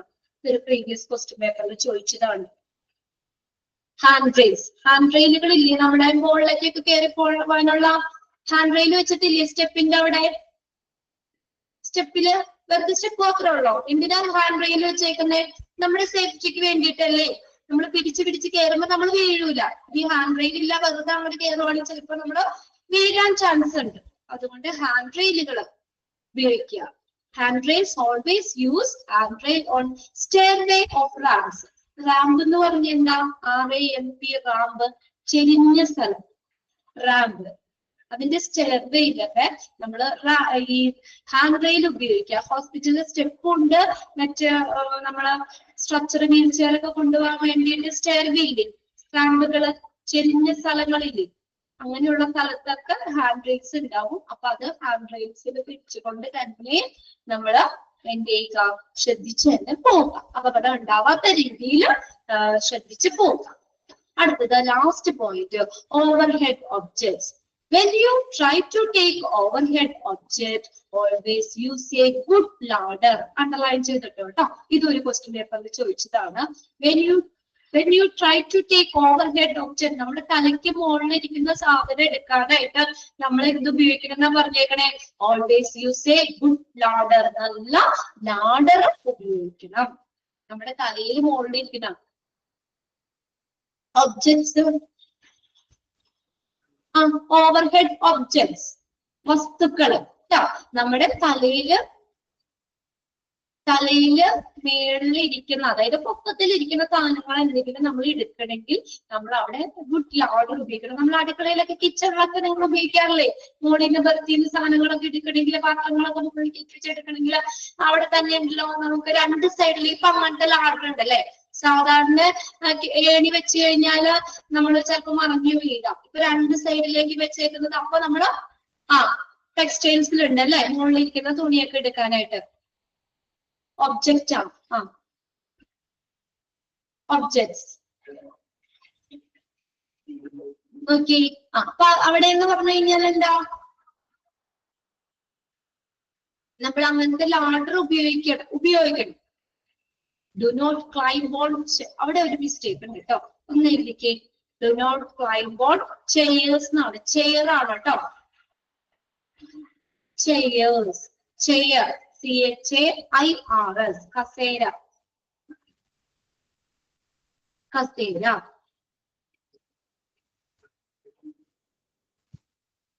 കസേര, ചെയേഴ്സ്.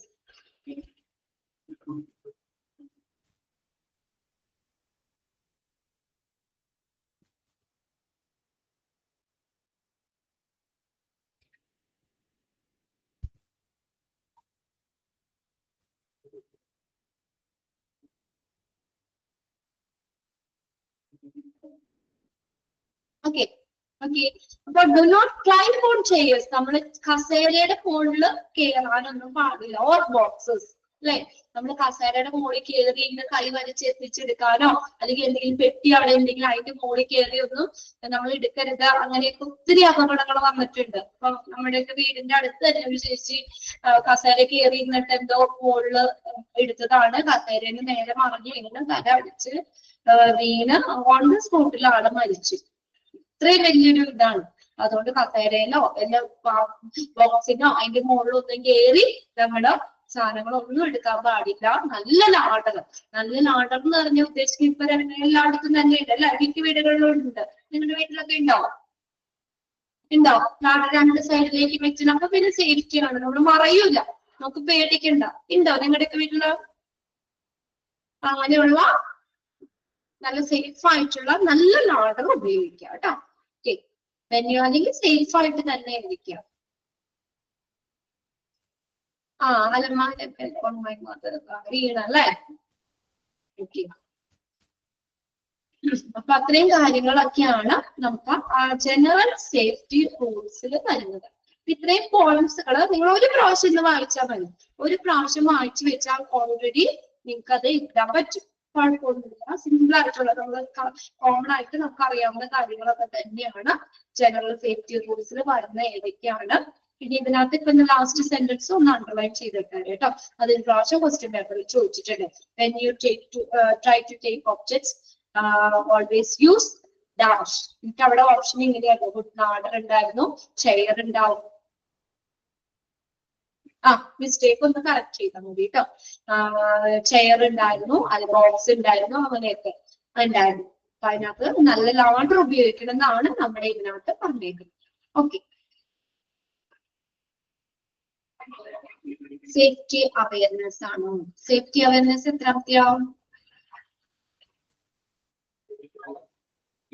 ആദ്യം നമ്മൾ പറഞ്ഞല്ലേ, സേഫ്റ്റി അവയർനെസ്സിൽ പറഞ്ഞേക്കുന്നത് നമുക്ക് ഒന്നാമത്തെ പോയിന്റ് പറഞ്ഞേക്കുന്നത് knowledge of work related risk is necessary. അതായത് നമ്മുടെ ജോലി ഏതാണോ അതുമായിട്ട് ബന്ധപ്പെട്ടുള്ള അവിടെ പറ്റാവുന്ന അപകടങ്ങൾ, അതിനെ കുറിച്ചൊരു അറിവ് വേണം നമുക്ക്. ഇന്ന കാര്യം അയ്യോ അവിടെ ഇന്നത് സംഭവിക്കാം ഓൾറെഡി നമ്മുടെ മനസ്സിൽ വേണമെന്ന്, എങ്കിലല്ലേ നമ്മളത് ശ്രദ്ധിക്കുള്ളൂ. കാരണം knowledge of work related risk is necessary. വർക്കുമായി ബന്ധപ്പെട്ട് ഉണ്ടാകുന്ന അപകടങ്ങളെ കുറിച്ച് ഒരു അറിവ് നമുക്ക് വേണം. അതെവിടെയാ? ലാബില്, നേഴ്സിംഗ് ഫ്ലോറ്, ലോണ്ടറി, കിച്ചൺ, ഇവിടെയൊക്കെയെന്ന് പറഞ്ഞു കഴിഞ്ഞാല് നമുക്ക് ഒത്തിരി ഇങ്ങനെ അപകടങ്ങളൊക്കെ പറ്റാൻ ചാൻസ് ഉള്ള സ്ഥലങ്ങളാണ് ഇതൊക്കെ. അപ്പൊ അവിടെ നമ്മൾ എന്താ പ്രത്യേക നിർദ്ദേശങ്ങൾ, അവിടെ ഇന്ന അപകടങ്ങൾ വരാം, അങ്ങനെയുള്ള സ്പെഷ്യൽ ഇൻസ്ട്രക്ഷൻസും പിന്നെ നമ്മളെ സേഫ്റ്റി റൂൾസും എന്ത് ചെയ്യണം? സ്ഥാപിക്കണം. ഇവിടെയൊക്കെ നടപ്പിലാക്കണം. പിന്നെ എംപ്ലോയീസ് എങ്ങനെയായിരിക്കണം? Safe attitude, safe behaviour. വികസിപ്പിക്കണം, ഡെവലപ്പ് ചെയ്യണം. പിന്നെ ലാസ്റ്റ് സെന്റൻസിൽ പറഞ്ഞേക്കുന്നത് മിക്ക ആക്സിഡന്റിനും കാരണമാകുന്ന ഫാക്ടർ ആരാണ്? ഹ്യൂമൻ ആണോ എൻവയോൺമെന്റ് ആണോ? ആരാണ്? ഹ്യൂമൻ തന്നെയാണ് അല്ലെ? മനുഷ്യരാണ് മിക്ക ആക്സിഡന്റിനും കാരണമാകുന്നത്. ആരെക്കായും? എൻവയോൺമെന്റിനേക്കായും. അതായത് പരിസ്ഥിതി മൂലമുണ്ടാകുന്ന അപകടങ്ങളെക്കാൾ മനുഷ്യരുടെ അശ്രദ്ധ കൊണ്ടാണ് നമുക്ക് മിക്ക അപകടങ്ങളും ഉണ്ടാകുന്നത്. ഓക്കെ, മിക്ക ആക്സിഡന്റിന് കാരണമാകുന്ന ഫാക്ടർ എന്ന് പറയുന്നത് ഹ്യൂമൻ ആണ്, മനുഷ്യരാണ്. ഓക്കെ, അത്രയും മതി ഇന്ന് ഫസ്റ്റ് ക്ലാസ്സിൽ. കുറച്ച് ഞാൻ എടുത്തോളൂ, അത് മാത്രം നിങ്ങൾ എത്രയൊന്ന് അടുത്ത ക്ലാസ്സിലേക്ക് എല്ലാവരും നോക്കൂലേ? എല്ലാവരും നോക്കി വെക്കൂലേ? ഇന്ന് തന്നെ ഒരു പ്രാവശ്യം വായിച്ചു വെക്കൂലേ? ഓക്കെ അല്ലേ? പിന്നോടിക്ക് നമുക്കത് കറക്റ്റ് പോവാട്ടോ. ഇതുവരെ എല്ലാ ദിവസവും വായിക്കാത്തവർക്ക് എക്സാം വന്നപ്പോ ഒരു ചെറിയ ബുദ്ധിമുട്ടുണ്ടായി അല്ലേ? അത് നമുക്ക് മനസ്സിലായ കാര്യമാണ്. അപ്പൊ നമ്മൾ എന്ത് ചെയ്യണം? അതിൽ നിന്ന് ഒരു പാഠം നമ്മൾ പഠിച്ചു. അപ്പൊ ഇന്ന് മുതൽ എല്ലാവരും ഒരു 5 മിനിറ്റ് മതി വെറുതെ ഒന്ന് വായിക്കാനായിട്ട്. അത്രയും സമയം എടുത്ത് നിങ്ങൾ അന്നു തന്നെ ഒന്ന് വായിച്ചു വെക്കുക.